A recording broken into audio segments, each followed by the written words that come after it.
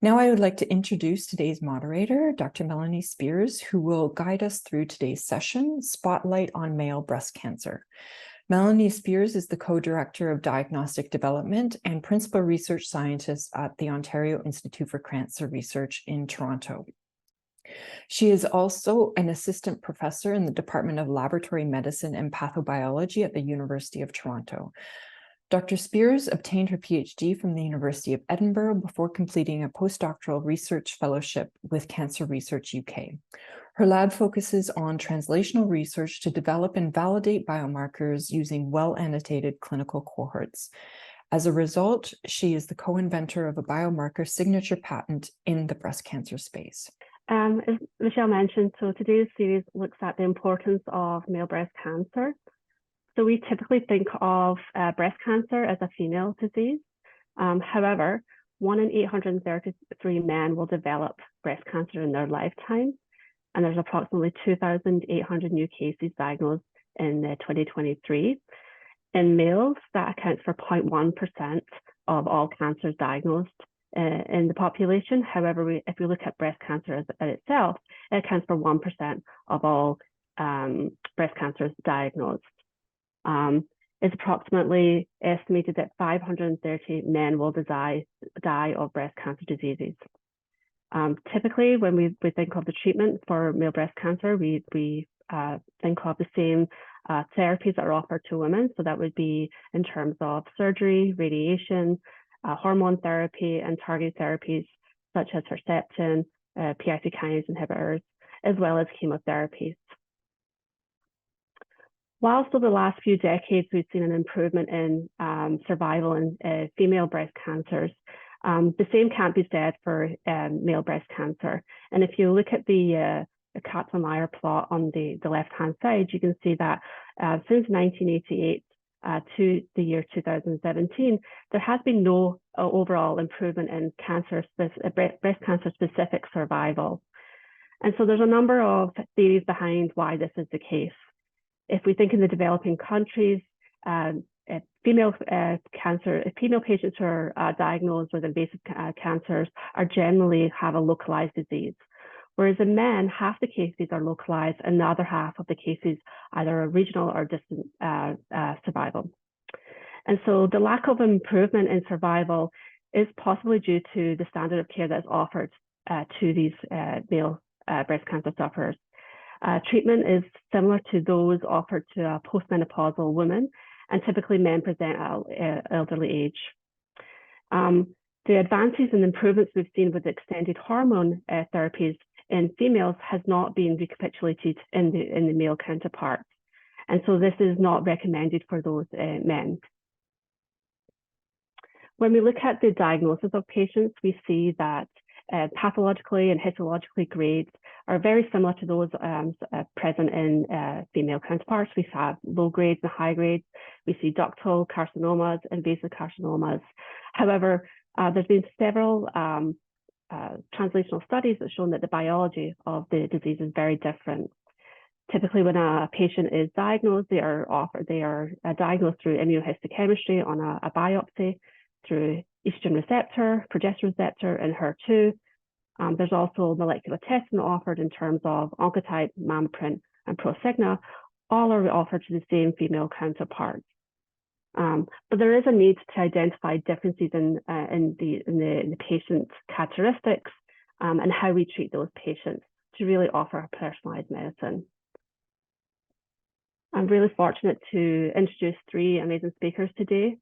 Dr. Fatima Cardoza, Dr. Jane Bayani, and Dr. Lisa Porter. Our first speaker is Dr. Fatima Cardoza. She's the director of the breast unit at the Champlain Clinical Center in Lisburn. She's a board certified in medical oncology and internal medicine. She earned her medical degree at the University of Porto in Portugal before completing fellowships at both the Jules Bordeaux Institute in Brussels, as well as the MD Anderson in Texas. Her research interests include the biology of breast cancer, developing prognostic and predictive biomarkers and new anti-cancer agents in many phase 1 to phase 4 clinical trials. She's embedded in a number of professional organizations, including ESMO, ASCO, AACR, and EORTC, in which she has served as board of directors. Dr. Cardoza has authored around 350 publications and has presented her work both internationally and nationally across the spectrum of breast cancer. So I'll hand it over to Fatima. Thank you so much for presenting that, Fatima. And so what I will do in my presentation that will then be complemented with the two next presentations is to speak to you about our international male breast cancer program and the main findings of the retrospective and prospective part of this program. So this was a very difficult program to set up, since this is, as Melanie explained, a very rare disease. For us to have meaningful findings, we need collaboration and international collaboration. And this was a program that took a while to set up, but is coordinated by the EORTC and TBCRC in the US side, EORTC for the rest of the world. And it's a joint effort of the Breast International Group as well as the North American Intergroup.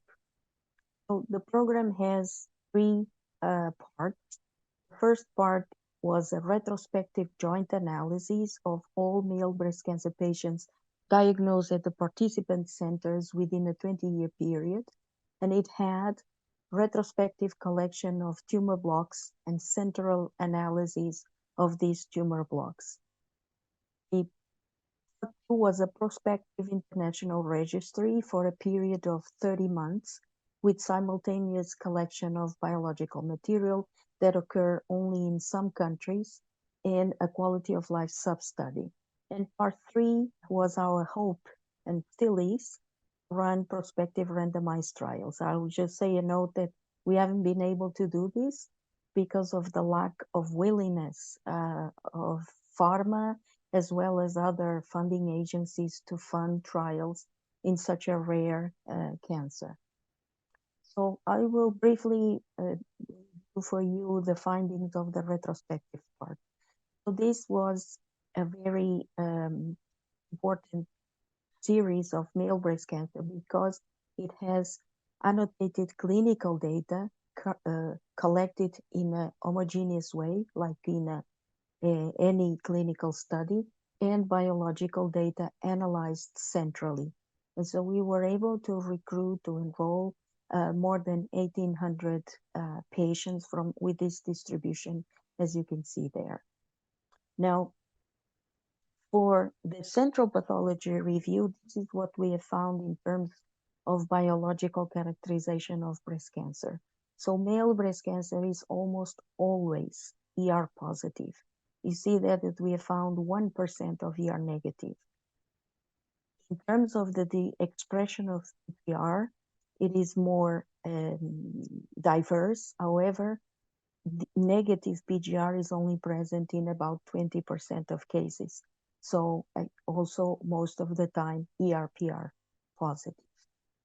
For androgen receptor, again, most of the cases are positive with only a small percentage of negative AR expression. HER2 status is about 10%, and this is seen in other series, about 10% are positive, so a lower percentage than in female breast cancer. And for the Ki67 expression that we use for proliferation, most of cases we can consider to have a low Ki67, and about 25% what we can consider a high Ki67.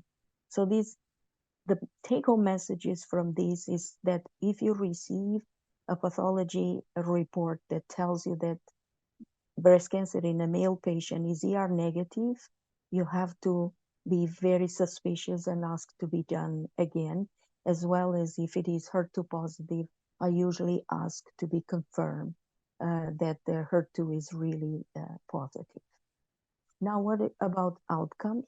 What you see on the top is the overall survival of all patients. And what we can see is, as we see in female breast cancer, obviously the presence of metastases decreases substantial the overall survival to a median of 2.6 years, which has been for a long time also the median survival of female metastatic breast cancer.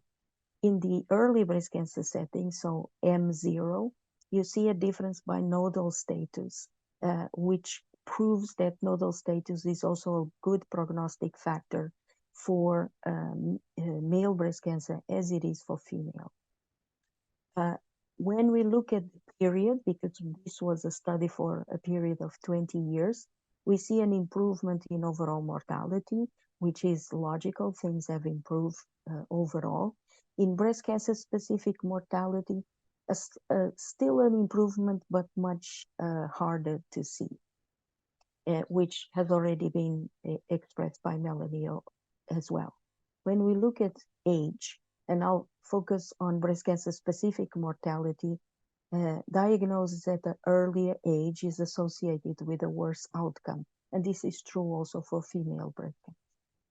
Now, because there were so few patients with ER negative, it was very difficult to ascertain the prognostic value of ER.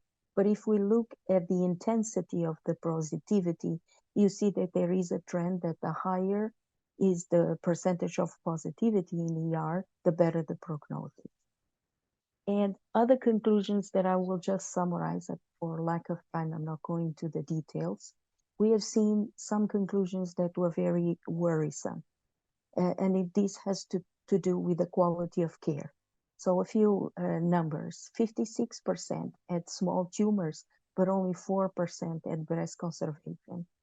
Adjuvant radiotherapy was mostly correctly provided, but still a substantial of patients with N2 breast cancers did not receive adjuvant radiotherapy, which is against the guideline. The adjuvant chemotherapy was prescribed to 30% of patients, which seems appropriate. But what was not appropriate was the lack of adjuvant endocrine therapy in a substantial proportion of patients. And usually tamoxifen was chosen, but with still some patients receiving an aromatase inhibitor. I'll explain to you why this is not a good idea. And as I said, in terms of biology, most were invasive ductal carcinoma, grade 2, ER/PR and AR positive, and with usually intermediate and low Ki-67. And why is not a good idea to give an aromatase inhibitor alone in men? Because although we have for years saying that we treat men as postmenopausal women, I believe that it's not exactly like that. We should treat them more as premenopausal women, because if we give an AI alone, there is a positive feedback and an increase, a stimulation of the tumor instead of a suppression, like it happens with premenopausal women. Now, going to the prospective part, this, as I said, was a prospective registry that ran for about 30 months. And we wanted to prove that we would be able to recruit at least 300 patients altogether. And in fact, we were able to recruit 557 with optimal quality of life sub-study, as well as blood and tissue collection. So what we wanted to demonstrate is that we are able within our network to run a therapeutic clinical trial, and we have sufficient number of patients. Again, here we found low quality of care, with the adjuvant radiation being given to a lower percentage of patients that had an indication, and again, adjuvant endocrine therapy not prescribed to everyone who had an indication. This problem of the pattern of care was seen also in another study. This is a US study run for a period of 10 years with more than 10,000 men. And you can see again the underuse of adjuvant endocrine therapy when you know that that is associated with an improved survival. A word about our quality of life sub-study. the most important symptoms were fatigue, insomnia, and pain, very similar to female breast cancer. And not to be forgotten that there is a strong impact of this cancer in male patients. So what can we conclude and regarding the biological part, I've already shown you, and I will be faster in this part. I just wanted to make a point, and this has been seen in other series as well, that grade and proliferation have not been shown a prognostic value in our series for male breast cancer. The last point I want to make about this is that what we have found is consistent low quality of care has led to the creation of the first guidelines on the management of breast cancer, and this was work coordinated by ASCO. For the last minute, some of the additional biological findings that we found in the program that will be further developed in the next 2 talks.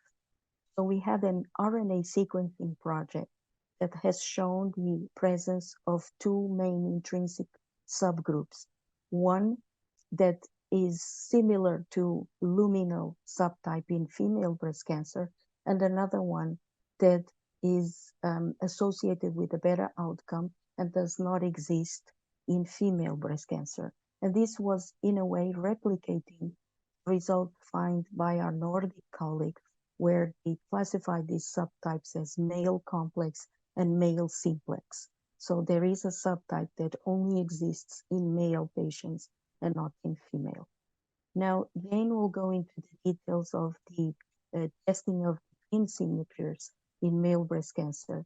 The only thing that I wanted to highlight is that for the moment, we know that these signatures have a prognostic value, but we do not have any proof that they can be used to treatment decision, namely to avoid chemotherapy. And this is currently being done in the absence of data. So, and finally, I'll remind you that these men go through a lot of stress, not just because they go through a diagnosis and all the treatment steps, but because they have this stigma of having a female-associated cancer. And I spoke to you about having breast-conserving surgery. Don't undermine that that is not important for a man. It is. And this, the work that the Male Breast Cancer Coalition has been doing is really important. So I would like to end here with this note. Thank you very much. Thanks, Fatima. Fantastic presentation. I will move on to our second presentation of today from Dr. Jane Bayani. Dr. Jane Bayani is the co-director and a principal research scientist of diagnostic development here at OICR. In addition, she's an assistant professor at the Department of Laboratory Medicine and Pathology at University of Toronto. She obtained her PhD at University of Toronto, and her early research contributions within pediatric and adult cancers focused on molecular cytogenetics and genomic changes, which contributed to disease progression. She has over 100 peer-reviewed publications and book chapters, and her current research focuses around biomarker discovery and validation for improving the risk stratification of early and breast and prostate cancer. As a result, she's a co-inventor of 2 biomarker signatures in both the prostate and the breast cancer space. Over to you, Jane. Great, thank you, Melanie, and thank you, Fatima, for that background to the male breast cancer cohort that you and so many others have worked so hard to put together. And so what I want to share with you today are some of the collaborations that we've had here at OICR with the consortium, focusing specifically on biomarkers for the risk of recurrence in that hormone receptor positive, HER2 negative early male breast cancer cohort.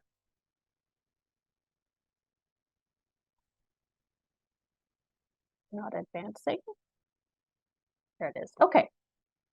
So both Mel and Fatima have already given you the background statistics on the rarity of male breast cancers incidence. And the overall clinical management is based and largely extrapolated from female breast cancers. And Fatima already discussed some of the treatment that these men do experience. And so really to better understand the biology and the disease and ultimately develop better clinical management tools, the consortium was created. And as you already heard, hormone receptor positive HER2 cancers are the most prevalent type of cancer that are seen, over 85%. And this is just a snapshot taken from that publication to show that the majority of cancers are indeed luminal subtypes, split between luminal A and luminal B. As you heard from Mel, there are a number of risk assessment tools that are available for estimating the risk of recurrence in early hormone receptor positive HER2 negative breast cancers. And I've listed some of the commercial tests that are available and that are used. There are also standard pathological and clinical variables that are used to help treatment decision making.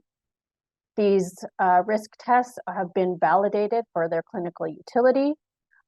They are used to identify or estimate the risk of recurrence on adjuvant anti-endocrine-based therapy for a period of typically 5 years. Some of these tests have also been validated to provide guidance on adjuvant chemotherapy benefit, and this is changing the different cut points for the various tests. As well, some of these tests provide molecular subtyping results and are performed across different platforms, whether that's qRT-PCR, expression microarrays, or hybridization-based fluorescent detections using the NanoString platform. But I wanted to stress, and this was alluded to earlier, that many of these signatures were discovered, trained, and validated in female breast cancer cohorts. And so we need to understand whether these tests have similar clinical utility in male breast cancers. So one of the first projects that we did with the Male Breast Cancer Consortium was to determine whether the risk classifiers that were trained and validated in female breast cancers was also prognostic in male breast cancers. And this included a number of commercial-based assays as well as academic ones. We also included our 95 gene signature that was developed and trained here at the OICR. And for this, we used a cohort of 381 hormone receptor positive, HER2 negative, node negative male breast cancers, because this is the intended population that these risk tests were initially developed. We performed gene expression profiling using the NanoString platform, using a custom 200 gene panel. And we recapitulated the risk scores based on the published algorithms, trained the algorithm in a cohort of samples where we had the actual commercial results, and validated that algorithm in the rest of the cohort. And here are the Kaplan-Meier plots across the 3 main commercial tests. That is the 21 gene signature gene recurrence score, also known as Oncotype, DX, the 50 gene risk of recurrence score, known as also as PAM50 and Prosigna, and then the 70 gene assay, known commercially as MammaPrint, as well as our 95 gene signature derived here at the OICR. So across the different risk assessment tests, you can see that some of the tests stratify patients into 2 or 3 categories. And across each of the various tests, patients identified as being high risk had the worst outcomes compared to those that were identified as being intermediate and low risk. Based on the PAM50 subtyping, we identified that 20% of these patients were identified, or these cases were identified as having luminal A subtype, 75% were luminal B. Remembering that this is a hormone receptor positive and HER2 negative cohort, we did identify a handful of cases that were more closely similar to the HER2 enriched subtype, as well as those that were basal-like. So each of these tests demonstrated the expected risk stratification, which was comparable to those results found in female cancers, and as well as the discordance between the tests. So while each test does show prognostic ability at a population level, in the next slide, what I'll show you is that there was discordance at the individual level. And here are the details on the commercial as well as academic tests. You can see that each of these tests were significant at the univariate level of analyses, but I'd like to highlight the risk classifications across the different tests. And as you can see, the number of patients that identified amongst high, intermediate, or low is different between each of the tests. So that means that if you were to test the same patient across a different test, you might get a different result.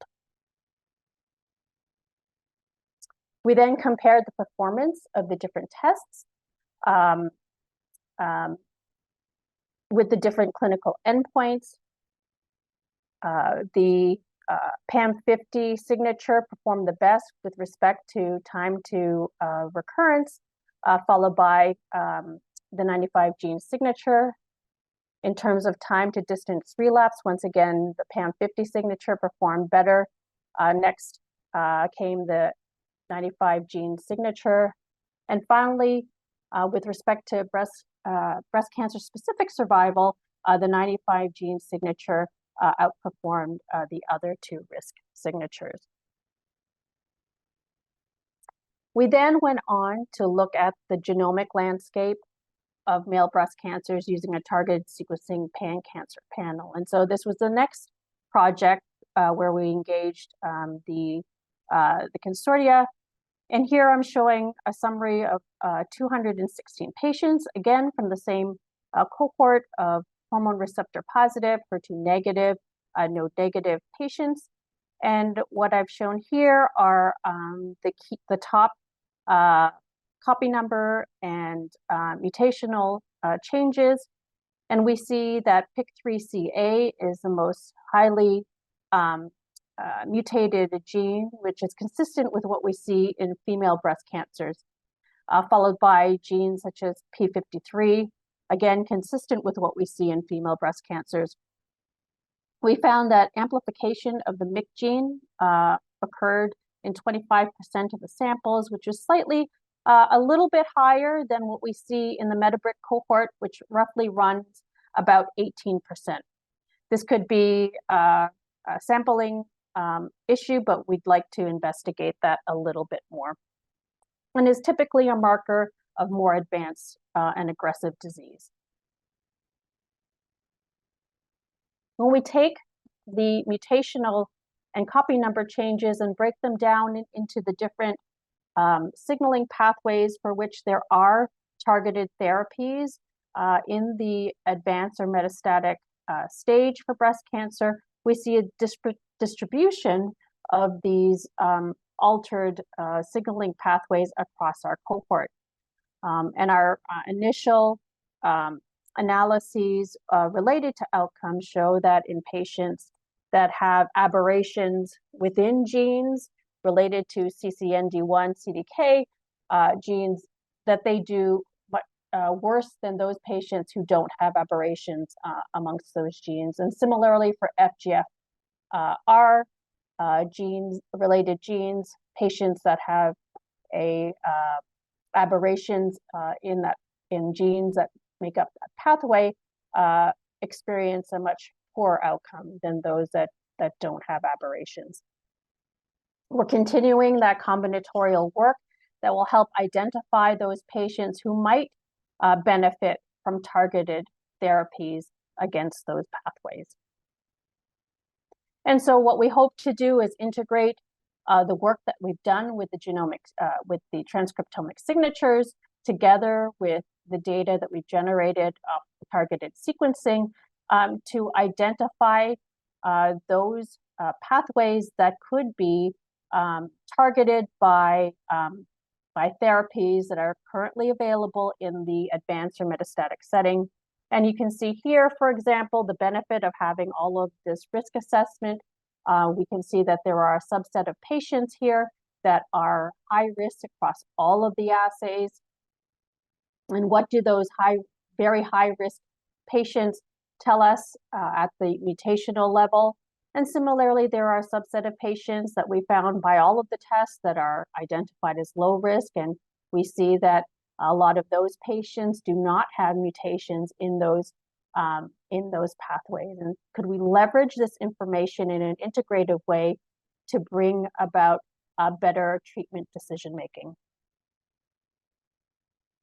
And in the last minute or so, I'd like to talk about one last project where we're now looking at methylation differences between female and male early breast cancers. And so this is a targeted methylation approach. We're looking at about 60 genes to identify prognostic methylomic features across the different clinical subtypes. So hormone receptor positive, HER2 negative, hormone receptor positive, HER2 negative, positive, as well as triple negative breast cancers. And in this project, we have a cohort of patients from European ancestry. We have a cohort of patients of African ancestry. And of course, we have the male breast cancer cohort that we're also using here. And what I want to show you in this figure is data that has just been recently generated, and it's still ongoing, where we do identify preliminary results that show methylation changes between male and female breast cancers. And so this is benchmarked against a cohort of Caucasian breast cancers. And so we will delve further, integrate some of the gene expression profiling to fill in some of the subtype information to see if based on not only their biological sex, but differences associated with the various molecular subtypes. So in summary, what I've demonstrated here based on our project so far, male breast cancers do have similar genomic and transcriptomic features to female breast cancers. That transcriptional risk signatures that were discovered, trained, and validated in female breast cancers do show similar clinical utility at the population level, and also show the same level of inter-test discordance. We also showed that by and large, the mutational landscape of key driver genes in male breast cancers are similar to those in female breast cancers.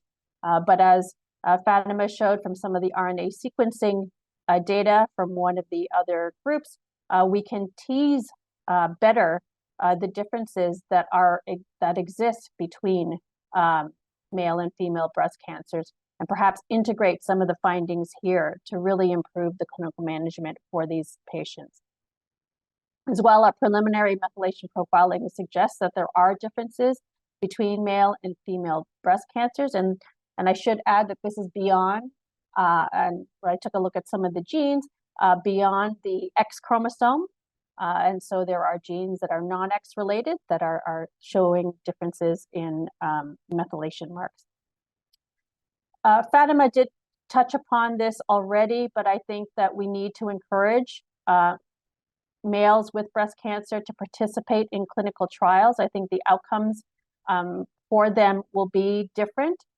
And again, Fatima also alluded to the role of androgens, and she touched upon the results of the androgen receptor. We know that this is a hormonally based disease, and we need to think about the way in which the biology is different between biological males and females. And enzalutamide, which targets the AR gene, is currently being tested in the advanced setting for ER positive, HER2 negative breast cancer. And so what is the impact of using such a drug on males? And this is why we need to include males in these clinical trials to understand the impact of these drugs on that biology. And again, if you're interested in how the guidelines for that, you can go to the ASCO guidelines for management of male breast cancer. And so finally, I would like to thank and acknowledge the support from OICR, as well as the ORTC, the International Male Breast Cancer Consortium, and the NBRA Biobank. Thanks very much. Thanks, Jane. Great presentation. Our final presentation of today, it comes from Dr. Lisa Porter. Dr. Lisa Porter is the Executive Director of WeSpark Health Institute and a Distinguished Professor in the Department of Biomedical Sciences at the University of Windsor.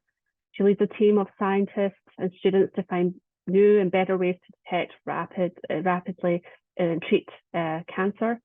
Her focus is on unique mechanisms that cancer cells use to override the cell cycle checkpoint. She works and collaborates with clinicians, chemists, engineers, and social sciences to translate the results of her research into various ways to maximize its impact. And today she's going to discuss a promising new drug targets being supported by the OICR CTIP program. Thanks, Lisa. Thanks so much, Melanie. So really, first I want to thank the OICR for giving me the opportunity to tell you just a tiny little bit about what my lab's doing, but also for organizing this really great series. I think it really showcases the importance of translational research and highlighting sort of the spectrum of different areas of focus. And for me, I'm a basic cell biologist. I'm going to take you all the way back to the cell cycle here.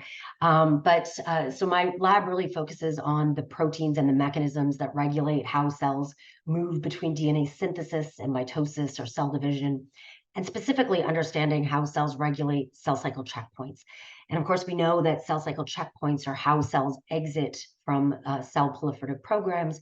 And it's super important in normal physiology and biology, but also in how cells normally would exit in the case of DNA damage or internal or external sort of adversity. So a cancer cell has already learned to evolve and try to override these different types of checkpoints. But interestingly, the majority of cytotoxic therapies that we have at hand and rely on in the clinic depend upon these checkpoints. And so in order for a cancer to be sensitive to the majority of these therapies, they actually have to hone in on these checkpoints that many of them have evolved to override. And that involves exiting the cell cycle in a state that someone like me would call quiescence, that can, sort of depend on how long a cell can remain in that state. And then hopefully the cell would then tap into programmed cell death or necrosis. We know now that there's sort of a continuum of how long a cell can remain in quiescence, and that they can actually move into sort of longer term quiescence known as treatment-induced senescence. And that's really important because now with immunotherapy and emerging therapies like senolytics, this senescence program could actually allow cells to secrete inflammatory cytokines, proteases, et cetera, that could actually sensitize cells to these different types of therapies. So many things are telling us that, in order for cancers to be sensitive and to respond to different treatments, they have to actually be sensitive to these different types of checkpoints. But many, many cancers evolve to override those checkpoints. And that's one way that a cell that's in dormancy, for example, can re-enter into remission, or that cells can evade treatment-induced apoptosis or senescence and evade therapies. And at a basic biology level, we know the proteins that are involved in moving cells through the cell cycle and overriding those checkpoints. We know that cyclin-dependent kinases and them binding to their cyclin partners are important in these processes, and that the checkpoints are upregulated by things like p53, upregulating cyclin-dependent kinases, or transcription factors that can upregulate things like p16. And that cancers, as they evolve to override these checkpoints, override p53, just like you heard from Jane, and downregulate CKIs and upregulate cyclins and CDKs. And so these are processes that the cells our cancers are constantly evolving. So in order to really restore these checkpoint functions, a number of different groups in pharma have developed synthetic inhibitors that could block these CDKs. And these have presented with sort of varying success or challenges. We know that CDK1 and 2 inhibitors really are challenged with selectivity and toxicity, and that CDK4 and 6 inhibitors have had sort of the most success in the clinic to date, and specifically with breast cancers. And so CDK or ER positive breast cancers, both male and female, now have been approved for the CDK4 and 6 inhibitor palbociclib. And so one area that my lab really focuses in on is understanding how cancers can continue to evolve to move cells through the cell cycle, avoiding these checkpoints, avoiding even synthetic inhibitors, and of course, really timely in today's world, understanding how these different types of ER-positive breast cancers can actually evade palbociclib treatments, and what can help us to ensure and see which treatments will be more sensitive to palbociclib. And so one area that many groups have not focused on is looking at proteins that can continue to override these checkpoint responses. And one family of proteins that have come out of numerous unbiased screens is a family of proteins known as SPY1, or it's also called Speedy or Ringo, numerous different names. So this family of proteins actually, we know, can override a variety of different types of checkpoints, including treatment-induced senescence. And so one of the things that they do, we know they bind directly to cyclin-dependent kinases, both CDK2 and CDK1, activate those CDKs in the absence of a classic cyclin. They can actually target CDK inhibitors like P27 and P21 for degradation. We know that if P53 is wild type, that it actually targets SPY1, even though that looks like CDK2, but it targets SPY1 for degradation. And but of course, many of our tumors have evolved to downregulate P53, so that causes this speedy protein to be unchecked. Many tumors have evolved to upregulate speedy selectively, and while it's actually at really low levels, it'll undergo peaks of expression, specifically after the delivery of treatment. And so one of the types of cancer that we focus on are breast cancers. We primarily focus on female breast cancers, but for the sake of this talk, we actually looked into a number of our data sets. And as Jane pointed out, we see, and many others have seen, that CDKs are upregulated in male breast cancers. And when we even compare male breast cancers to female breast cancers, which we already know that SPY1 family members are elevated in female breast cancers as compared to their normal pair-matched controls, we see that male breast cancers actually have elevated levels of different SPE family members, saying that this could really be an interesting area to focus on. We've done a lot of work in understanding what these speedy proteins do. They are upregulated downstream of c-Myc. We know that I mentioned that they can block CKI pathways. We also know that they can phosphorylate pathways like EZH2, aiding in cell reprogramming and also overriding sort of senescent barriers. A really talented research associate in my lab oversees my breast program, and she's made a number of different breast mouse models, primarily focusing initially on female breast cancers. And so one of the models that she's worked on is an MMTV driven SPY1 model, where we're driving speedy in the mammary gland of the mouse. And you can see that in these mice, they get sort of increased stemness. We know that they have a variety of different developmental phenotypes, but also they're more susceptible to hyperplasia, tumorigenesis, and particularly when P53 gets knocked out, these SPY1 mice have really increased aggressiveness, increased drug resistance, and immune cold microenvironment. One of the things that Brianne did was to cross our MMTV mice with MMTV polyoma middle T mice, which for those who work in mice, we know that these are sort of P53 No, there's a number of different pathways that are already focused on in these mouse models. But in the female mice, polyoma middle T SPY1 crosses are very, very aggressive, almost evading the ability for us to study biology. So what she had done was bank the male mice in these crosses. And while we haven't done a lot with these mice yet in a very small cohort, we can already see that the polyoma middle T SPY1 crosses are more proliferative and evade standard of care therapies such as doxorubicin. And so it really suggests to us that we need to do a lot more work on these male mice. All of our tissue collection platform to date have been in female patients. We would love to get our hands on more male tissues, especially given the data coming out with CDKs in the male cohorts. But what we do is look at genomics, proteomics. We put these tissues into a variety of different PDX platforms, including zebrafish and mice, and look at the cell biology. And one of the things that we've done to date is sort of divide up our patient platform into patients that have SPY1 high or SPY1 low, and look at the biology and what differs in these different cohorts.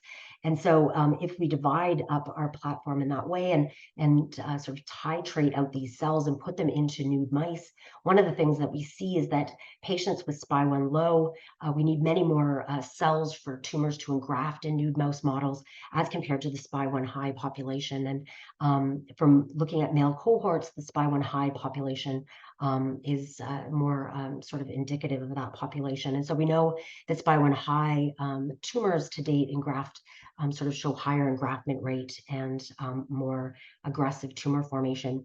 I'm going to tell you a little bit about this DE mutant in a second, but if we mutate SPY1 using CRISPR approaches so that SPY1 is inactive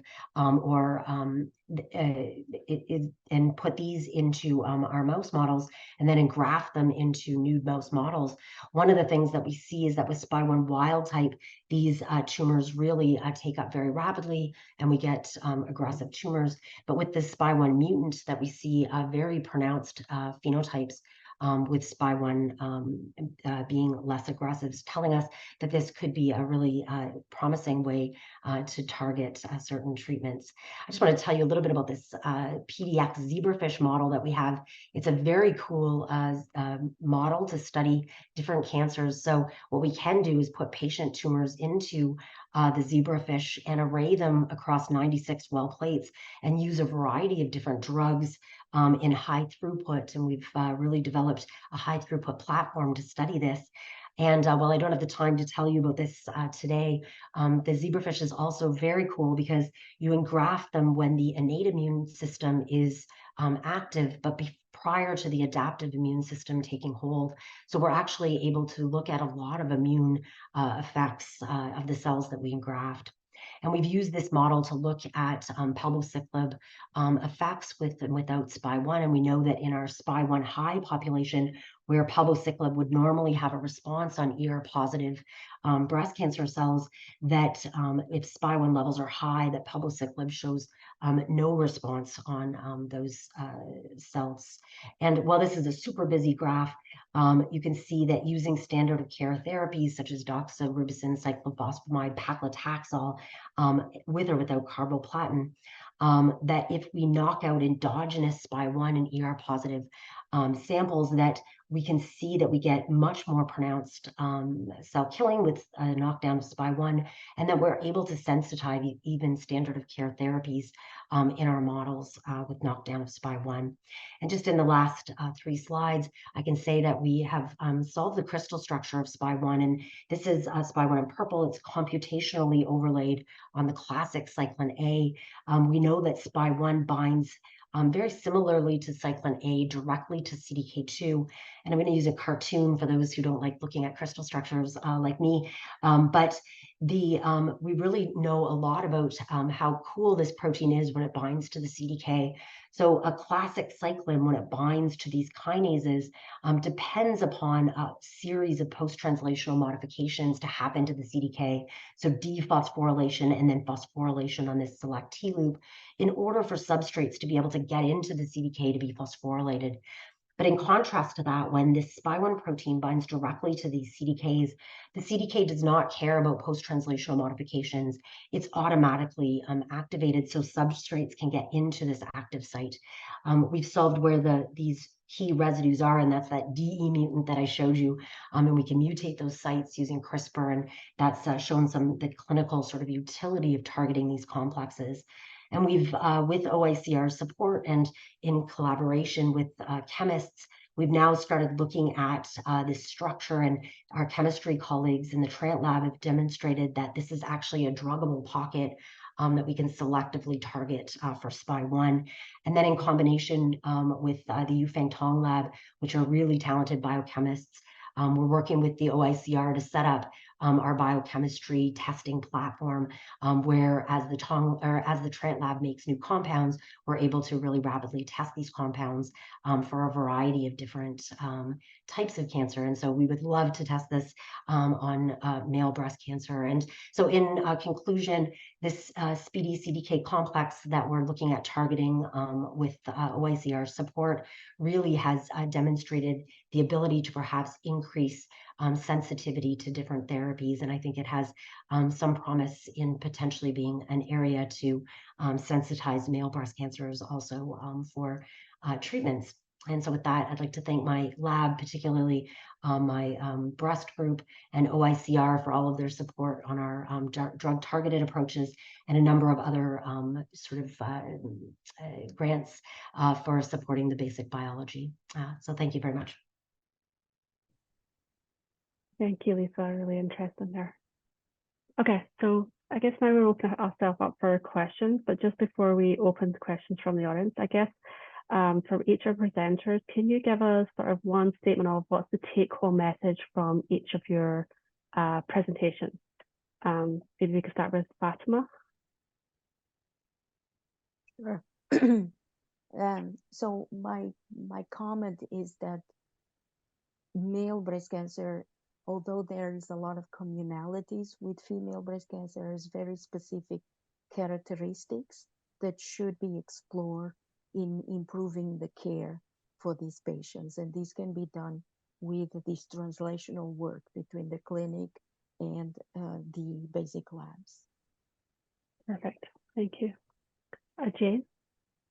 So along similar lines to Fatima, while we have seen at a population level that these risk assessment tests are largely important and validated for use in male breast cancers, I think we have to do a little bit more careful interrogation of the samples that we have, and to encourage more men to consent to being part of clinical trials, and to consent to providing their tissue, so that we can really tailor therapies to match the biology. And then Lisa. Yeah, and I think on top of so many different layers of complexity with the clinical understanding of what's driving the disease, the genes and the proteins that are all altered specifically in male breast cancers, I think there's this additional layer of biology that we still don't know a whole lot about. And even these really transient types of proteins, like the one I described today, can make a big difference in how different cancers respond, even to our standard therapies that we have in hand today. Perfect. Thank you.